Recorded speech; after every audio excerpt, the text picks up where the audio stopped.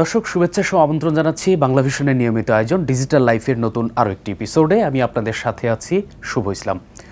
দর্শক, প্রতিদিন আমরা mobile phone, internet, TV, laptop ব্যবহার করছি, আর এই ব্যবহারগুলোর ফলে প্রতিনিয়ত আমাদের প্রচুর পরিমাণ ডেটা উৎপন্ন হচ্ছে। এই ডেটাগুলোকে স্টোরের জন্য আসলে মূলত ডেটা সেন্টারের প্রয়োজন হয়। আমাদের দেশে ক্রমেই বাড়ছে ডেটা সেন্টারের বাজার। এই বাজারকে ধরতে বা এই বাজারে অটোমেটিক্যালি বিদেশি অনেক ডেটা সেন্টার ব্যবসা পরিচালনা করছে। তাল মিলিয়ে আমাদের দেশেও বাড়ছে ডেটা সেন্টার। আজকের এপিসোডে আমরা আপনাদেরকে জানানোর চেষ্টা করব আমাদের দেশেও যে সমস্ত ডেটা সেন্টারগুলো ইতিমধ্যে বাজারে এসছে সেগুলো আসলে বর্তমান অবস্থা কী এবং ভবিষ্যৎ পরিকল্পনা কী, পাশাপাশি আসলে এই সমস্ত ডেটা সেন্টারগুলো কী কী ধরনের সমস্যার মুখোমুখি হচ্ছে। আর এই বিষয়গুলো নিয়ে কথা বলার জন্য আজকে আমরা স্টুডিওতে আমন্ত্রণ জানিয়েছি মোহাম্মদ হাসিবুর রশিদ, পরিচালক ইন্টারক্লাউড লিমিটেড। হাসিব ভাই, কেমন আছেন? জি, ভালো আছি, ধন্যবাদ শুভ। আজকে আপনাকে ধন্যবাদ, বাংলা ভিশনকে ধন্যবাদ। আপনি অত্যন্ত গুরুত্বপূর্ণ একটা বিষয় নিয়ে আলোচনার অবতারণা করেছেন, data centre and cloud service. Bangla ভিশনের দর্শকদেরকেও ধন্যবাদ এই অনুষ্ঠান দেখার জন্য। ভাই, আমরা প্রথমে আপনার কাছে একটু জানতে চাই যে প্রতিনিয়ত আমাদের যে ট্রিলিয়ন ডেটা পার ডে উৎপন্ন হচ্ছে আসলে বিশ্বব্যাপী, তাহলে এই ডেটাগুলোকে রাখার জন্য অবশ্যই আমাদের ডেটা সেন্টার প্রয়োজন হয়। তো বাংলাদেশ যে ইমার্জিং মার্কেট, বিশেষ করে ডেটা সেন্টারের জন্য, তো আপনারাও ডেটা সেন্টার পরিচালনা করছেন এবং এই রিলেটেড সার্ভিস আপনারাও দিয়ে থাকছেন। প্রথমত আপনি একটু আমাদেরকে জানাবেন যে আসলে বর্তমানে ডেটা সেন্টারের বাজারটা বাংলাদেশে কেমন। আমি বর্তমান বলার আগে একটু পেছনে ফিরে যাই, কারণ বাংলাদেশে আসলে টেলকো, ব্যাংকস এবং লার্জ এন্টারপ্রাইজ, তারা এন্টারপ্রাইজ ডেটা সেন্টার বহুদিন থেকেই তৈরি করছিল। প্রথম 2012 সালে কোলোসিটি নামে একটা ডেটা সেন্টার মহাখালীতে হয়, যেটা কোলোকেশন সার্ভিস অফার করা শুরু করে। যে কোনো এন্টারপ্রাইজ বা টেলকো বা ব্যাংকস তাদের ওখানে স্পেস ভাড়া নিয়ে যেতে পারে। তারপরে যদি আমি দেখি গত 10 বছর, 12 পর থেকে গত 10-12 বছর ডেটা সেন্টারে অনেক ইনভেস্টমেন্ট হয়েছে বাংলাদেশে। বাংলাদেশি কোম্পানিগুলো করছে, গভর্নমেন্টও করেছে একটা ন্যাশনাল ডেটা সেন্টার, এবং ভেরি রিসেন্টলি ইন্টারন্যাশনাল কোম্পানিগুলো এসছে বাংলাদেশে হাইটেক পার্কে ডেটা সেন্টার ইনভেস্ট করছে। তো আমরা আপটার্নের একটা রিপোর্টে দেখেছি যে এরকম বাংলাদেশে সোফার 6,000 কোটি টাকার ডেটা সেন্টার ইনভেস্টমেন্ট হয়েছে। এর মধ্যে সরকারিভাবে 1750 কোটি টাকার মতো, প্রাইভেট সেক্টর 600 কোটি টাকার মতো, এবং বিদেশি কোম্পানিগুলো সোফার 3টা কোম্পানি মিলে 3800 কোটি টাকার মতো ইনভেস্ট করেছে। সম্মিলিত ইনভেস্টমেন্ট 6,000 কোটি টাকার মতো। এবং একটা মডার্ন ইন্টেলিজেন্স থেকে একটা ইন্টেলিজেন্স বলা হচ্ছে যে 2028 সাল নাগাদ এটা 10,000 কোটিতে উন্নত হবে। সুতরাং আরও ডেটা সেন্টার বাংলাদেশে হবে নিয়ার ফিউচারে। তাহলে যেহেতু আপনারাও একটি ডেটা সেন্টার পরিচালনা করছেন, এখন বর্তমান আসলে দেশীয় যে সমস্ত প্রতিষ্ঠানগুলো ডেটা সেন্টার প্রয়োজন বা ডেটা সেন্টার রিলেটেড যে সার্ভিসগুলো প্রয়োজন, আসলে এই সার্ভিসগুলো দেওয়ার ক্ষেত্রে আমাদের যে দেশীয় যে ডেটা সেন্টার, এগুলো আসলে কী কী ধরনের সমস্যার মুখোমুখি হচ্ছে? সমস্যা বলতে ধরেন, প্রথমত হচ্ছে মাইন্ডসেট। যেহেতু আমি বলছিলাম যে এন্টারপ্রাইজগুলো তাদের নিজস্ব ডেটা সেন্টার বানাচ্ছিল, বিশেষ করে ফাইন্যান্সিয়াল সেক্টর, ব্যাংকস অ্যান্ড এনবিএফআইস, তারা কিন্তু ডেটা সেন্টার নিজেরাই বানিয়েছে এতদিন, এবং সেই ডেটা সেন্টারটা হয়তো তাদের এখনও রিটার্ন অন ইনভেস্টমেন্ট হয় নাই। কারণ যখন এরকম ধরনের ফ্যাসিলিটি আসবে বাংলাদেশে, বড় বড় ডেটা সেন্টার হবে, ফাইবারটম করেছে ফেলিসিটি ডেটা সেন্টার হাইটেক পার্কে। আমি রিসেন্টলি শুনেছি যে বাংলাদেশ ব্যাংকে 12টা ব্যাংক অ্যাপ্লাই করেছে ডেটা সেন্টারে মুভ করার জন্য। হয়তো শুরুতে তারা তাদের ডিআর সাইটটা নিয়ে যাবে ওখানে, তারপর হয়তো আস্তে আস্তে যদি ক্লাউড সার্ভিস প্রোভাইডার আসে, তার ব্যাংকগুলো হয়তো ক্লাউডে আলটিমেটলি যাবে। কারণ recently Bangladesh bank cloud policy একটা দিয়েছে, ডিরেক্টিভ দিয়েছে ফর দ্য ফাইন্যান্সিয়াল ইনস্টিটিউশনস, তারা কী কী ক্রাইটেরিয়া মিট করলে ক্লাউডে যেতে পারবে। সুতরাং জিনিসগুলো প্রগ্রেস করছে এখন খুব দ্রুত। আমাদের দেশে তো অনেক ডেটা সেন্টার আছে, আপনি কি মনে করেন এই সমস্ত ডেটা সেন্টারগুলো মান বা অন্যান্য দিক থেকে আসলে ব্যাংকে সেবা দেওয়ার জন্য প্রস্তুত কিনা? অবশ্যই, কারণ ডেটা সেন্টার যারা ইনভেস্ট করবে, ডেটা সেন্টার ইনভেস্ট করলে ডেটা সেন্টারে বিভিন্ন ধরনের সার্টিফিকেশন থাকে। আপটাইম ইনস্টিটিউট, টিআইএ 942, একটা টিয়ার 1, টিয়ার 2, টিয়ার 3, টিয়ার 4 ডেটা সেন্টার সার্টিফিকেশন করে। প্রথম কন্ডিশন হচ্ছে যে, যেমন ধরেন আমাদের দেশে ধরেন একসময় গার্মেন্টসের কমপ্লায়েন্স ছিল না, এখন তো ধরেন বায়াররা কমপ্লায়েন্স করছে, অ্যাকর্ড অ্যালায়েন্স গ্রুপ এসে কমপ্লায়েন্স করছে। সিমিলারলি ডেটা সেন্টার তো আরও সেন্সিটিভ জিনিস আসলে। তো এই ধরনের সার্টিফিকেশন যদি না থাকে, তাহলে কিন্তু এই ডেটা সেন্টারগুলোতে এই ব্যাংকগুলো বা টেলকো যেই বলি না কেন, তারা মুভ করবে না। সুতরাং যারা ডেটা সেন্টার ইনভেস্ট করছে এখন, তাদেরকে ওই সার্টিফিকেশনগুলো নিয়ে ডেটা সেন্টার পরিচালনা করতে হবে বাংলাদেশে। যারা আমাদের দেশের দেশীয় লিডার বা ইন্ডাস্ট্রি লিডার, তারা বলে থাকেন যে আমাদের এখনও এই যারা সেবা দাতা এবং সেবা গ্রহীতা, তাদের মধ্যে একটা ট্রাস্ট গ্যাপ আছে।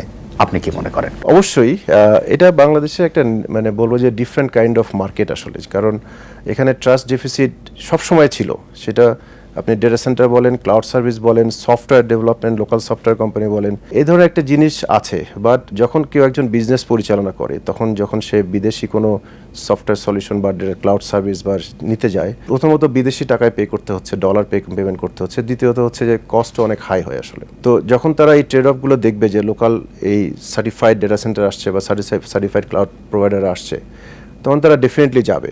তবে আমি একটা জিনিস দেখেছি যে বাংলাদেশ মার্কেটে এসএমই অ্যান্ড স্টার্টআপস তারা কিন্তু এসব টেকনোলজি খুব কুইক অ্যাডাপ্ট করে। তারা যেহেতু খুব কম কস্টে বা ইমিডিয়েটলি সার্ভিস চালু করতে চায়, তাদের জন্য ক্যাপেক্স, বিকজ ডেটা সেন্টার হচ্ছে যে ক্যাপিটাল ইন্টেন্সিভ একটা ইন্ডাস্ট্রি, এখানে হিউজ ক্যাপিটাল ইনভেস্ট করতে হয় আসলে। তো এবং রেন্টালও ভালো দিতে হয় আসলে, যার জন্য দেখা যায় যে এসএমই এবং স্টার্টআপ তারা এগুলো খুব কুইক অ্যাডাপ্ট করে।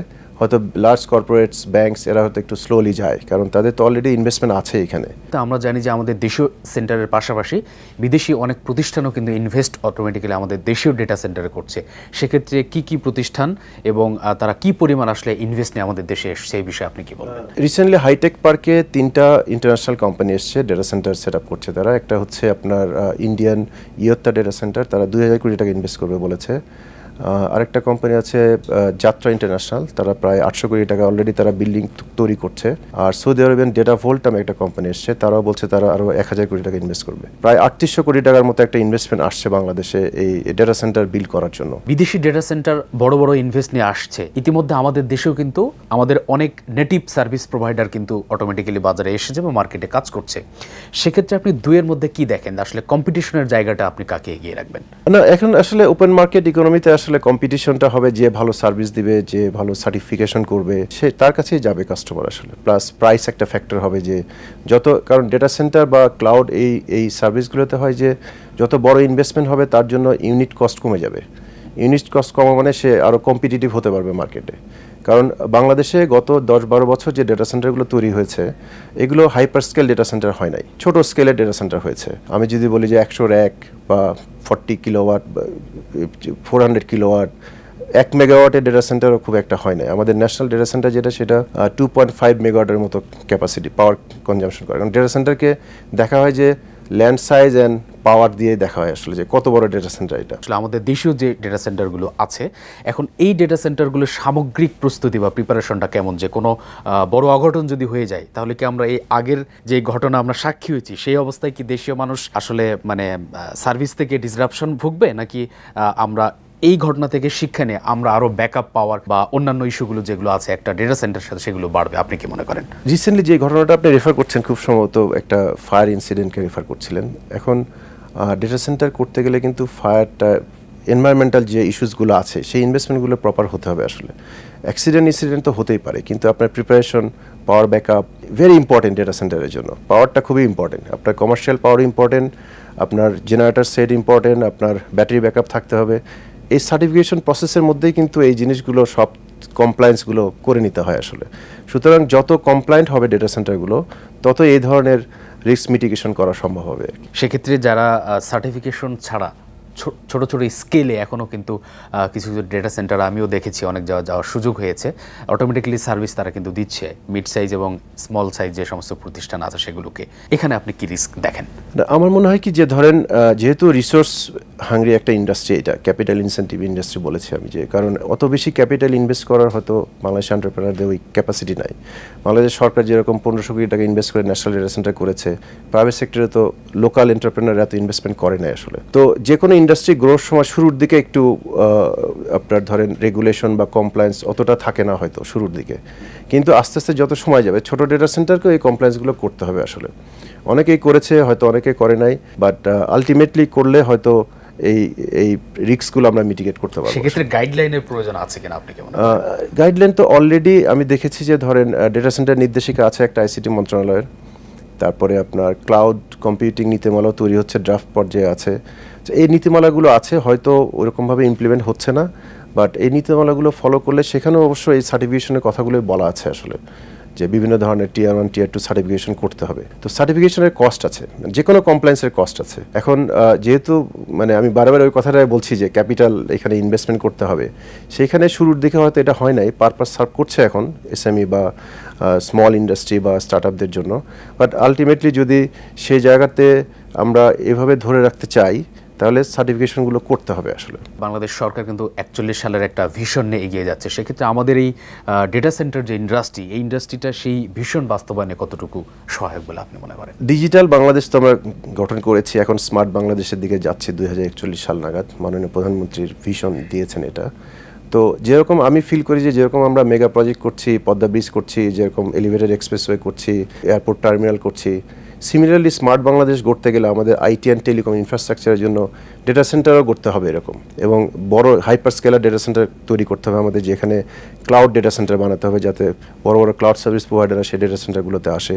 তাহলে আমরা এই যে আপনি শুরুতে বলছিলেন যে যেটা তৈরি হচ্ছে, প্লাস আমাদের নীতিমালার মধ্যে ডেটা সভরেনিটি আনতে হবে, তারপর আপনার ডেটা প্রাইভেসি অ্যাক্টগুলো আনতে হবে, তাতে যেটা হবে যে লোকাল ডেটা লোকাল রাখার একটা কম্পালশন চলে আসবে। তখন আলটিমেটলি দেখা যাবে যে গ্লোবাল যাদেরকে হাইপার স্কেলার বলা হয়, গুগল, ফেসবুক, তারপর আপনার মাইক্রোসফট, অ্যাজিউর আছে, ওদের ক্লাউড সার্ভিস দেয়, তারপরে AWS, এরাও তখন বাংলাদেশে আসবে প্রপার যদি আমরা পলিসিগুলো দিতে পারি, ওদেরকে ইনসেন্টিভ সাপোর্ট দিতে পারি, তখন স্মার্ট বাংলাদেশের জন্য জিনিসগুলো সহজ হয়ে যাবে। ডেটা সুরক্ষায় আসলে আমাদের কি করা উচিত? ডেফিনেটলি ডেটা সুরক্ষা শুধু ডেটা সেন্টার তো না, এটা একটা কমপ্লিট ইকোসিস্টেম আসলে। যে ডেটা সেন্টারে ফিজিক্যাল সিকিউরিটি দরকার হবে আপনার, পাওয়ার আপ টাইম মেনটেন করা, অ্যাক্সেস মানে আপনার যেটা বলবো আমি যে আইডেন্টিটি অ্যান্ড অ্যাক্সেস ম্যানেজমেন্ট, বিভিন্ন ধরনের সলিউশন আছে এখন, সেই ধরনের সিকিউরিটি করতে হবে। আপনার ডেটা সেন্টারগুলো বা ক্লাউডগুলো তো ইন্টারনেটে কানেক্টেড থাকবে, নেটওয়ার্ক সিকিউরিটি লেয়ারে একটা সিকিউরিটি ম্যানেজ করতে হবে। তারপর আপনার অ্যাপ্লিকেশনগুলো যে রান করে, অ্যাপ্লিকেশনের সিকিউরিটি এনশিওর করতে হবে, 3টা লেয়ারে সিকিউরিটি এনশিওর করতে হবে। এবং এই সাইবার সিকিউরিটি বা সুরক্ষার ক্ষেত্রে যেটা বলবো আমি যে এগুলো একটা ওয়ান টাইম সলিউশন না, it has to be a manage solution. যে একটা 24/7 সিকিউরিটি অপারেশন সেন্টার থাকতে হবে, সেটা ডেটা সেন্টার আলাদা থাকতে পারে, ক্লাউড সার্ভিস প্রোভাইডারে থাকতে পারে, বা যে সার্ভিস অন্য অ্যাপ্লিকেশন সার্ভিস দিচ্ছে তারও থাকতে পারে। একটা ব্যাংকের নর্মালি সিকিউরিটি অপারেশন সেন্টার থাকা দরকার এখন, কারণ তাদের ফাইন্যান্সিয়াল ইনস্টিটিউশনগুলো তো এই জায়গাগুলোতে সবচেয়ে বেশি প্রোটেকশন দিতে চায়। প্লাস আমাদের ন্যাশনাল ডেটা, আমাদের হেলথ ডেটা, আমাদের ন্যাশনাল আইডি ডেটা, যে ধরনের নাগরিকদের তথ্য আছে, এইগুলোকে সুরক্ষা করার জন্য আমি যে ইনিশিয়েটিভগুলোর কথা বললাম বিভিন্ন ফেজে, এই ইনিশিয়েটিভগুলো নিতে হবে আসলে। কারণ সারা দুনিয়াতে আমরা এখন সাইবার সিকিউরিটি, সাইবার থ্রেট এগুলো শব্দ শুনে আসছি এখন, আসলে সেগুলো প্রোটেকশনের জন্য আমাদের নিজেদেরকে এগুলো ইমপ্লিমেন্ট করতে হবে। আমরা জানি যে বিশেষ করে ইন্টারন্যাশনাল যে সমস্ত প্লেয়ার বাংলাদেশে আছে, পাশাপাশি আমাদের নেটিভ প্লেয়ারও কিন্তু অটোমেটিক্যালি মার্কেটে কাজ করছে। সেক্ষেত্রে আসলে আপনি কি মনে হয় এই ইন্টারন্যাশনাল এবং ন্যাশনাল প্লেয়ারদের মধ্যে কোনো বন্ডেজ বা টাই আপে কোনো কাজ করার সুযোগ আছে কিনা? আচ্ছা, তো আপনি বলেছেন যে ইন্টারন্যাশনাল যারা এসছে, সোফার বাংলাদেশে যারা ইন্টারন্যাশনাল ইনভেস্টর এসছে তারা শুধু ডেটা সেন্টার পার্টটুকু ইনভেস্ট করছে আসলে। কিন্তু আমরা যদি দেখি গ্লোবালি যে যারা হাইপার স্কেলার, যারা বড় বড় cloud service provider, content provider, OTT provider, Google, Facebook, Microsoft, Azure বা AWS, এরা কিন্তু গ্লোবালি নিজেরাও ডেটা সেন্টারে ইনভেস্ট করছে, নিজেরাও ক্লাউড সার্ভিস করছে, নিজেদের কন্টেন্ট আইবলের কাছে নিয়ে যাচ্ছে। তো বাংলাদেশে এই ধরনের ট্রেন্ড এখনও দেখা যায় নাই। রিসেন্টলি গত সপ্তাহে দেখলাম মালয়েশিয়াতে গুগল $2 বিলিয়ন ইনভেস্ট করছে in data centre and cloud service, because তারা এশিয়া প্যাক বা হয়তো তারা সস্তা ল্যান্ড এবং ইলেকট্রিসিটি পেয়েছে সিঙ্গাপুরের তুলনায়, যেন মালয়েশিয়ায় মুভ করেছে। তো এই যে ইন্টারন্যাশনাল এই মুহূর্তে যে বাংলাদেশে যারা ডেটা সেন্টার ইনভেস্ট করছে, সেইখানে তারা হয়তো লোকাল কোনো পার্টনার নিয়েছে কিনা আমার ধারণা নাই, বাট ডেফিনেটলি তাদের সাথে একটা পার্টনারশিপ হতে পারে আসলে। কারণ লোকালি যদি কোনো এন্টারপ্রেনার থাকে যে ইন্টারেস্টেড বিদেশি পার্টনার সহ বা ইনভেস্টার সহ এখানে ইনভেস্টমেন্ট করতে পারে ডেটা সেন্টারে, সেই সুযোগটা আছেই। অন টপ অফ দ্যাট, বাংলাদেশে যারা ডেটা সেন্টার বা ক্লাউড সার্ভিস প্রোভাইড করছে এখন, তারা গ্লোবাল ক্লাউড সার্ভিস প্রোভাইডারদের সাথে এক ধরনের মার্কেট প্লেস তৈরি করতে পারে আসলে। যে একই প্ল্যাটফর্ম থেকে তারা লোকাল ক্লাউডও নিতে পারবে, আবার গ্লোবাল ক্লাউডও তারা ওইখান থেকে সাবস্ক্রাইব করতে হবে, লোকাল টাকায় পে করবে। সেই সার্ভিস প্রোভাইডার হয়তো সরকারের অনুমতি নিয়ে বাইরে সেই একসাথে বাল্কে টাকাটা বা ডলারটা পাঠাবে আর কি। সেই ধরনের কোলাবোরেশন অনেক দেশেই হয়েছে, বাংলাদেশেও হতে পারে। ইভেন ইন্ডিয়াতেও আপনার এই ধরনের লোকাল ক্লাউড বা ডেটা সেন্টার প্রোভাইডারের সাথে এই গ্লোবাল প্রোভাইডারদের এরকম মার্কেট প্লেস তৈরি করেছে এবং ব্যাক এন্ডে তারা পার্টনারশিপ নিয়ে এই ধরনের বিজনেস করছে। সেক্ষেত্রে সার্ভিসটা আরও রোবাস্ট হবে। অফকোর্স রোবাস্ট হবে। বাংলাদেশের ডেটা সেন্টার বা ক্লাউড সার্ভিসের যে মার্কেট বা বাজার বা ইন্ডাস্ট্রিটার ভবিষ্যৎটা আপনি কি দেখেন? না, আমি তো শুরুতে বলেছি যে এটা তো গ্রোথ হবেই। হ্যাঁ, এখন ধরেন একটা ইকোসিস্টেম তৈরি হতে একটা টাইম লাগে আসলে। তো সেই টাইমটা আমরা মনে করি যে কোলোকেশন বা ক্লাউড সার্ভিস, ক্লাউড ডেটা সেন্টারের মার্কেটটা কেবল শুরু হয়েছে আর কি, এই গত 3-4 বছর থেকে শুরু হয়েছে। 2030 বা 2032-র মধ্যে এটা ডাবল হওয়ার সুযোগ আছে আর কি। আর বাংলাদেশে এখন এন্টারপ্রাইজদের মাইন্ডসেটগুলো চেঞ্জ হচ্ছে আসলে, যে নিজস্ব ছোট ছোট ডেটা সেন্টার যে করছে তারা, সেখানে তাদের তো সেই স্কেলটা পাচ্ছে না, তাদের কস্ট অনেক বেশি হচ্ছে। তারাও এখন প্রপার ডেটা সেন্টার আসলে তারাও মুভ করার চিন্তা করছে। অলরেডি যেহেতু আমি মেনশন করলাম যে ব্যাঙ্কগুলো চেষ্টা করছে, বা বড় মাল্টিন্যাশনাল কোম্পানি তাদের হয়তো নিজস্ব ডেটা সেন্টার আছে, তারাও হয়তো চিন্তা করছে যে এখন বাংলাদেশের ডেটা সেন্টার এসছে, আমাদের এই ডেটা সেন্টার কন্টিনিউ করবো না, আমরা হয়তো ডেটা সেন্টারে যাবো, অথবা ভালো ক্লাউড প্রোভাইডার যদি আসে তারা ক্লাউডে যেতে আগ্রহী হচ্ছে এখন। কারণ ফার্স্ট স্টেপ হচ্ছে ডেটা সেন্টারের স্পেস বা র্যাক ভাড়া নেয় সবাই, সেকেন্ড স্টেপ হচ্ছে যদি ক্লাউড প্রোভাইডার ভালো হয়, ক্লাউডের সব কিছু নিয়ে চলে যায়। তো এই দুটো জিনিসই যেহেতু ঘটছে এখন, সামনের দিনগুলোতে আমরা দেখবো এটা গ্রোথই দেখবো আসলে। আর যেহেতু গভর্নমেন্টের সাপোর্ট আছে, গভর্নমেন্ট ধরেন বিভিন্ন অ্যাক্ট, পলিসি, রেগুলেশন তৈরি করছে এসব সার্ভিস প্রোভাইডারদের জন্য, আবার কাস্টমারের প্রোটেকশনের জন্য, দুই ধরনের জিনিসই তৈরি হচ্ছে এখন। সুতরাং এই ইকোসিস্টেমটা তৈরি হলে সামনের দিকে এটার আমরা গ্রোথই দেখবো আসলে। এবং আশা করি যে বাংলাদেশ একসময় বিদেশি যারা হাইপার স্কেলার তারাও আসবে বাংলাদেশে, আমি যাদের নাম বলছিলাম বারে, এই আশাটা সবসময় করে যাচ্ছি আমরা। কারণ বাংলাদেশেও তো এত population, 170 million population, double the eyeballs. So এইখানে তো তাদের কন্টেন্ট নিয়ে আসতেই হবে। তারা বিভিন্ন ফর্মে এখন আছে, বাট আলটিমেটলি তাদেরকে আসতে হবে। তারা হয়তো অবজার্ভ করছে, তারা হয়তো রেগুলেশনসগুলো দেখছে, পলিসিগুলো দেখছে, তারা আসলে জিনিসগুলো অন্য একটা স্কেলে চলে যাবে আমার মনে হয়। ধন্যবাদ আপনাকে আজকে এই গুরুত্বপূর্ণ আলোচনায় অংশগ্রহণ করার জন্য। আপনাকেও ধন্যবাদ আমাকে আজকে ইনভাইট করার জন্য। দর্শক, এতক্ষণ আমরা বাংলাদেশের ডেটা সেন্টার এবং এর ভবিষ্যৎ নিয়ে কথা বলছিলাম। আসলে বিজ্ঞ আলোচক অনেক গুরুত্বপূর্ণ তথ্য দিয়েছেন। তিনি যেমনটি বলছেন যে বাংলাদেশে ডেটা সেন্টারের যে বাজার, আসলে 25-28 সালের মধ্যে এটা এখন বর্তমান যে স্টেজে আসে তার থেকে ডাবলের একটা সম্ভাবনা রয়েছে। সেক্ষেত্রে বিদেশি অনেক বিনিয়োগ কিন্তু আমাদের আসছে, পাশাপাশি আমাদের দেশীয় যে ডেটা সেন্টার সেগুলো অনেকটা ব্লুম করছে। সব মিলে আমাদেরও প্রত্যাশা থাকবে আমাদের দেশের ডেটা দেশেই থাকবে, ডলার সেভ হবে। এই প্রত্যাশা শেষ করছি আজকের ডিজিটাল লাইফ অনুষ্ঠান। পরবর্তীতে আবার নতুন কোনো এপিসোড নিয়ে আপনাদের সামনে হাজির হব। সে পর্যন্ত ভালো থাকবেন, সুস্থ থাকবেন। আল্লাহ হাফেজ।